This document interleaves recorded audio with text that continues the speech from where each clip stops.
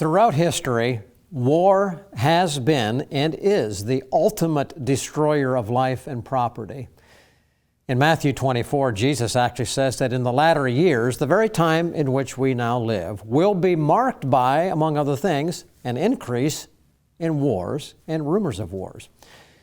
In Ezekiel 38 and 39, the Bible prophesies that a group of nations, including Turkey and Russia, Iran, Libya, Sudan, and other confederate nations, will come down in alignment against Israel to do battle or war, motivated by a desire to take the wealth of Israel. And with that, I welcome you to part 2 of a 2-part series entitled Israel and the World at War, What We Need to Know. Now, last week on this program with special guest Albert Veksler, Global Director of the Jerusalem Prayer Breakfast, Isaac and I discussed with him, and he's back with us today, the unfolding Middle East war. But in reality, it's a global war triggered by the demonically committed group called Hamas. The world changed forever on that October 7 day. And on that day, Hamas wreaked historic violence against Israel.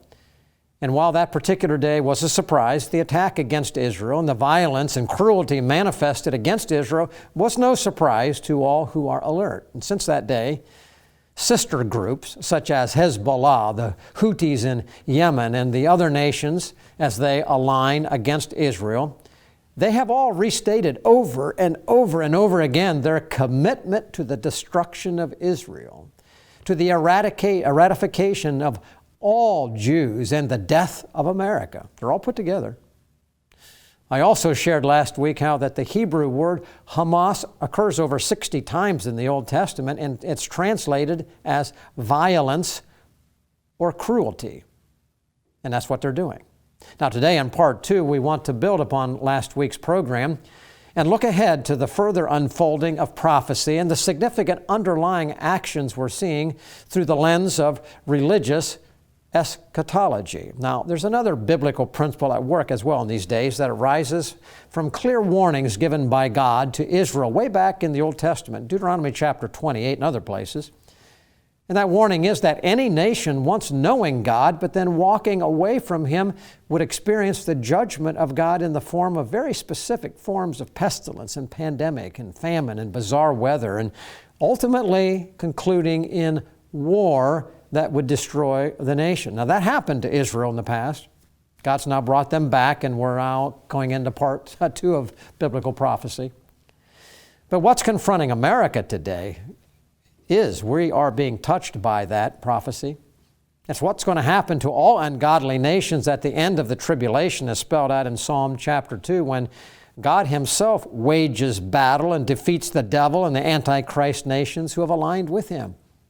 Wars can be driven by greed or the lust for power or wealth, but in the end, nations are driven by their worldview, and the nations that attack Israel, as described in Scripture, are driven by an eschatological viewpoint, their view of eternity, where they reject God and God's promises to Israel, and they do the bidding of the devil, whose goal is to destroy God's promises to His chosen people, the Jews, His chosen nation, Israel, and His chosen city, Jerusalem. And it's that most fundamental religious viewpoint that has emerged in a blossomed way since October 7, which will drive and is driving a hatred, not only of the Jews, but frankly toward all true Christians, God's anointed as well. And with that, I want to welcome back to the program today Albert Veksler, connecting with us right directly from the city of Jerusalem. Albert, thank you so much for being back with Isaac and I today. Thank you, Sam, and thank you for having me today, Isaac. Albert, the last program was really very good. We want to take and build off of that. I want to ask you a question because, as we said, major things have changed in the minds of people, in public policies, all the kind of things, as a result of October 7. But one thing we cannot get away from, Albert, and that is the hatred of Jews and anti-Semitism has seemed to go on a meteoric rise around the world. I'm interested from your perspective. Why? Can you give a couple of reasons of why we are seeing this so dramatically expand in these days, which we're watching? Well, anti-Semitism is, of course, a very old phenomenon. I mean, we talk about the Pharaoh killing the Jewish children in Egypt. We talk about the Greeks trying to push Israel to believe in multiple gods. And all of this, we know from the history, Hitler and all what it led to. But I want to point out something that maybe people haven't noticed. These demonstrations, pro-Hamas demonstrations, bringing hundreds of thousands of people out to the streets in London or in Paris and Washington and in different places, Berlin, they did not start when Israeli land incursions started to Gaza Strip. They started prior to that. And this was more of a celebration of the Hamas's quote-unquote successful attack on Israel, murdering and slaughtering our children, our women, our elderly. There is something very demonic. And I mean, that these demonic things don't die. Hitler died and Pharaoh died, but these things are still around. And it seems like you saw a signal go through the spiritual realm that this Jewish blood made them mad. I mean, they were on the streets. They were, celebrating, in a sense, that horrible, horrible day of October 7th. And so to see it spread now all over the world, from Asia to United States to Europe, and I mean, it goes even much deeper. I mean, we are hearing from people from their homes that, children at school are telling other kids Israel has to be erased, or there are Muslim gangs beating up other kids in Germany, and it's been going stronger and stronger and stronger, and truly it is a demonic manifestation that we observe. And Albert, I think that's perfect. Ladies and gentlemen, the rise in anti-Semitism, point being made, didn't and is not increasing because of the Hamas incursion. It's happening, as we see across the world, using that as a justification, but the demonic hatred for the Jewish people and God's anointed have existed since God made his promise to Abraham. When we come back, we'll continue our discussion with Albert Veksler, right straight from Jerusalem.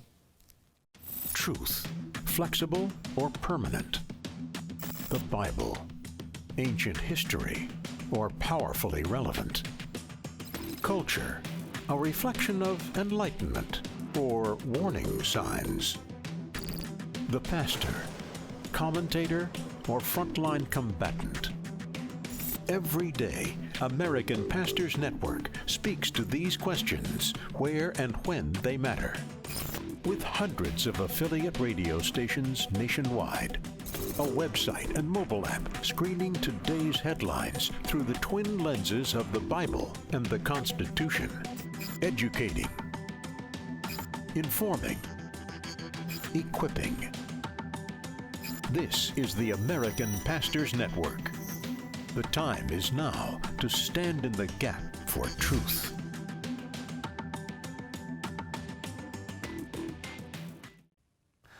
Welcome back to Stand in the Gap. And as you've heard Sam and our guest today, Albert Veksler, talking about the enemies of Israel and the spiritual warfare that's going on. I want to ask our guest, Albert Veksler, about something that's been going on that hasn't received maybe a lot of attention here in the Western news.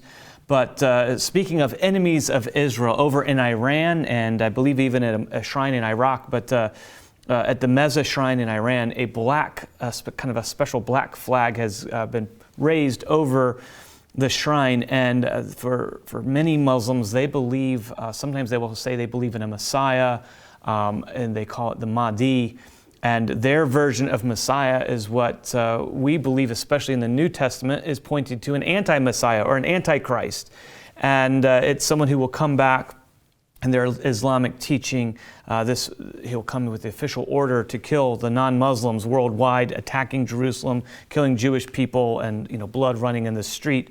And so I'd just like to ask you, Albert, since these flags have gone up, and since there seems to be some, like in Iran, calling for this Mahdi to return, what have you seen maybe from Jewish people or even the Israeli government?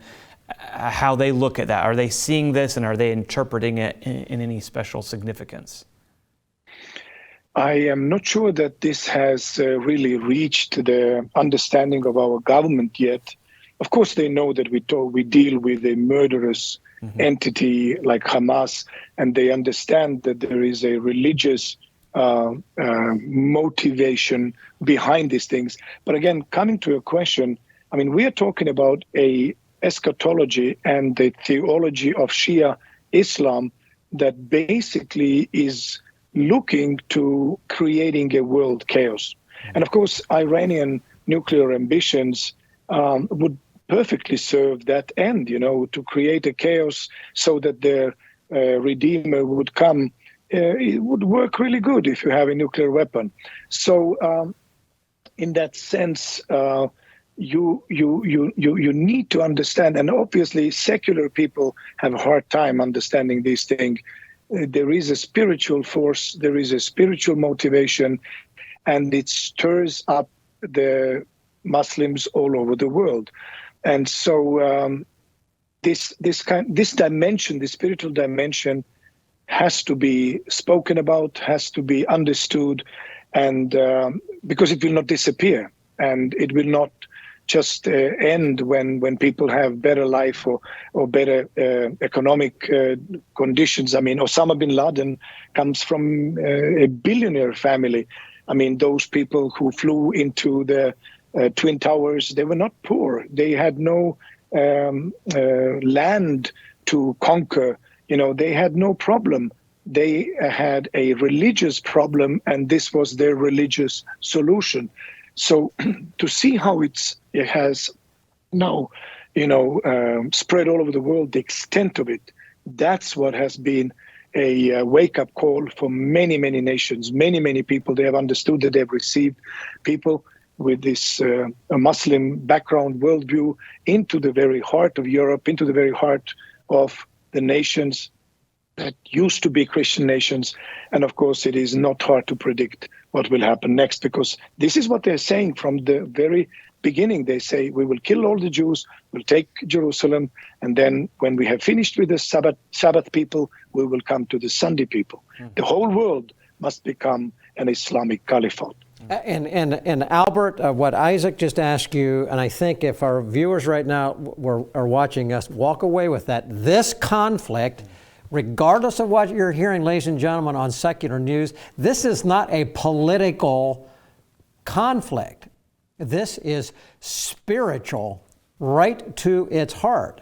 Albert's used the word demonic in reference to Hamas. I have too. And we're referring to what Shia Islam is wanting to do. Blood run in the streets, collapse Jerusalem, kill all the Jews. And you hear what Albert just said? Their view is go and kill the Sabbath people first, the Jews, then we go to the Sunday people. Who's that? Christian. That's why I said at the beginning, this issue of persecution coming, it's not just to the Jews. It's to God's anointed, which are also believers. We must understand this, I think, together. To undergird what you are saying, Albert, not just as Shia Islam, referring to the Mahdi and their view of eschatology, their coming Messiah. I have found it interesting that even like former president of Russia, Medvedev, just some time ago referred to in a very derogatory way, attacked or accused Israel of aligning with all things Molech. Molech is an Old Testament idol towards people where people were sacrificed. And he accused Israel of sacrificing to Molech somehow. I thought that was interesting by going into the Gaza. But I thought, isn't that interesting? A Russian president referring to an Old Testament idol, Molech? But then Netanyahu is referring to Isaiah. Christians are referring to Ezekiel 38. Here's my question to you in this regard. What is the significance as you're looking at this? Because it seems like all sides are referring now and going back to their theological view of the future as a justification for what they're doing, but they don't agree. What are your thoughts on that? Well, it definitely points to the fact that we are dealing with a spiritual war, first and foremost. Now, of course, the soldiers have to do their job on the ground. And I would really ask you to pray for our soldiers, because this is a very, very hard and very, very difficult job that they are doing. They need to make an end to this entity called Hamas, because we cannot live side by side with such horrible murderers. But coming back, yes, to your question, it shows that the spiritual dimension has been stirred up. I mean, of course, hearing from Medvedev, these words are really ridiculous. I mean, especially after these horrible atrocities Russian soldiers have committed in Ukraine for more than a year now. And it's, really shocking that these kind of words are even used. But you see, Russian Orthodox have always claimed that they are the new Israel, that Israel has been now done away with, and so that they have their new role of bringing redemption to this world. So, I mean, there's a replacement theology that is being reproduced and coming back time and time again. But again, Bible is very clear. Israel is Israel as long as stars and moon and sun are shining in heaven. Israel will be a nation before God. And like Amos said, when he regathered us to this land, we will never be plucked again from this country. Well, you've brought up so many points, and I wish we had more time to pick your brain on these things. But you did talk about the impossibility of living side by side with Hamas. And it brings up the question of a two-state solution, which even, President Biden and really all the American presidents have always been pushing still this two-state solution to Israel. And yet, as we see now more and more, it seems impossible. You can't have the two living side by side when one group wants to spiritually, speaking for spiritual purposes, eradicate the other. What do you think of the leadership in Israel right now? Are they willing to consider a two-state solution, or do you think even if it meant losing the support of the few nations who are their ally nations right now, would they lose that support to go after a one-state solution for Israel? Well, it's a very good question whether there is a one-state solution. We have, heard since 1967 the terms like West Bank. What is a West Bank? Well, Jordan occupied illegally, was not recognized by any other countries but Britain and Pakistan. Jordan occupies the areas of Samaria and Judea, eastern Jerusalem, and annexes them. So Jordan had the East Bank, and now they have the West Bank. So that's the reason how this term came about.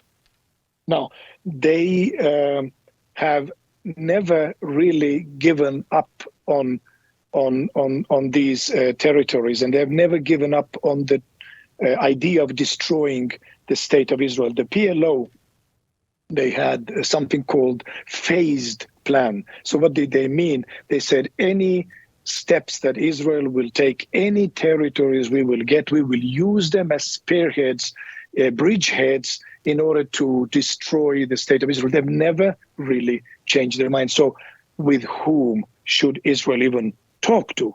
I mean, if you remember, Benjamin Netanyahu was asking Abu Mazen, the Palestinian Authority, chairman who has been in power without elections since 2006, I think, because he cannot have any elections, he cannot be re-elected.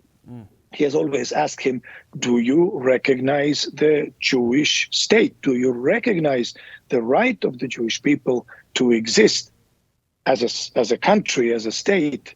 And he has never got an answer. So the moment that President Biden or anybody else who is telling us about the two-state solution will find somebody that will be able to administrate these poor Palestinian Arabs that would not be bent to Israel's destruction, well, maybe then we can start thinking about the two-state solution. It's such an interesting thing, and we could spend so much time talking about that, but how can you call it a solution when there's a side that spiritually ingrained now for thousands of years wants to get rid of the Jewish people and they don't see it? Well, this has been so helpful, so learning experience for us. We're coming to the end of this program, and so we're going to take a break, and we want to come back and talk to Albert Veksler about what we as Christians here in America, what we can do. We talked last week about how we could pray for the peace of Jerusalem, but what more can we do right here, right now for the peace of Jerusalem? We'll be right back on Stand in the Gap. Stand in the Gap is produced and recorded in the studios of Lighthouse TV. Positively different.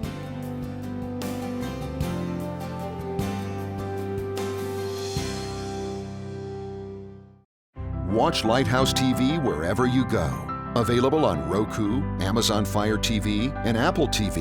You can view our in-house studio productions on demand, or watch what's on the station right now with our 24/7 live stream. Search Lighthouse TV online on your streaming device, or go to our website, lighthousetv.org, for more information.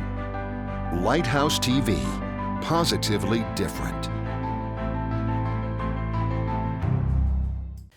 Well, Albert, again, thank you for being with us this second week. And like always, there's not enough time. There's so much more that we could cover. But we do want to conclude this program like we did last time. Isaac had just mentioned on the other side that last week we had asked you to express what you believe praying for the peace of Jerusalem meant, because clearly we're all instructed as Christians to pray for that. Let's go a little bit further. One thing for sure, as we've talked about in this program, the increase in persecution is coming not only to Jews, but it's coming to Christians. It's a spiritual battle. All right, with that in mind, is there anything that you can say to Christians who are watching how we can better pray, or maybe there's something else that we can do as we think about what we see developing in this spiritual warfare, really, that is unfolding before our eyes? Thank you, Sam. I think we are in for a long war. That's number one. And we would need to have our minds on a marathon.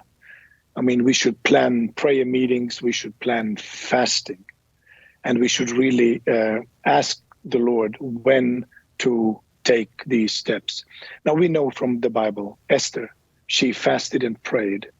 And I believe that many can do the same in order to talk to your elected officials. There are things that you can do as Esther did. You can go and talk to your congressman, you can talk, you can write, you can speak to your senator, and there are many other things that can be done. I mean, we've been so encouraged, every time that we see a demonstration in places where they have such a hostile atmosphere, like South Africa, that they would come and have a demonstration, pro-Israel demonstration, or they would set a table, for all our hostages that are kept in dungeons of Hamas. I mean, they've set the tables and they've been praying for those children, toddlers, babies, mothers, elderly, Holocaust survivors that are kept without the sunlight in these tunnels of Hamas in Gaza Strip. Every time that Christians do show solidarity, prayer, bringing the flag of Israel to the public places, posting something on the Instagram, Twitter and is Albert, helping us. And Albert, you set us up. We're at the end of the curve. We have to go. Thank you so much for being with us. Ladies and gentlemen, I would like to ask you, as you pray for, actually, Albert's one of his sons. He is in the IDF. He is there. Albert didn't say it, but pray for him and all those who are there. I can also say, look around for your Jewish neighbors. Great time to share the gospel. There's a lot of solidarity because the spiritual battle is against not just them, but us if we're a true believer. Much we can pray for. Be alert. And more, ladies and gentlemen, do what the Bible says. Live holy lives. Keep our eyes alert. Pray for wisdom. And like we always say, stand in the gap for truth.